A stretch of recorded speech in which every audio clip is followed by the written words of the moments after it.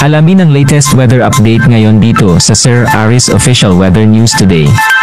Kasalukuyan na nakakaapekto pa rin sa ating bansa yung ITCC at ito yung magdadala ng kaulapan at mga pagulan lalo na sa Caraga Region, sa Davao Region, din sa Zamboanga Peninsula at sa Northern Mindanao. Yung mga pagulan ay maaari pong magdulot ng mga pagbaha at pagguho ng lupa. Kaya muli ay pinapaalalahanan natin ng ating mga kababayan. Kasama yung mga kababayan natin dito sa Quezon Province, sa Bicol Region at sa Eastern Visayas dahil naman sa epekto ng easterlies. Samantala nakikita natin na unti-unti nang bumabawi o nagkakaroon na tayo ng mga hangin na galing sa Timog Kanluran o sa southwest ng ating bansa at kung mapapansin natin dito sa ating latest satellite image ay maulap na dito sa Palawan.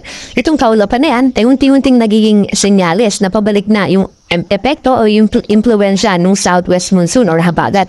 Nakikita rin natin na unti-unti nang hihina yung epekto ng easterlies at mas magiging marami pa yung mga pag-ulan na inaasahan natin sa western part ng ating bansa kasama yung western Visayas at sa western part ng Luzon sa mga susunod na araw. Sa kasalukuyan, wala tayong minomonitor na low pressure area pero posible pa rin. Hindi natin inaalis na may posibilidad pa rin na may mamuo na low pressure area sa mga susunod na araw.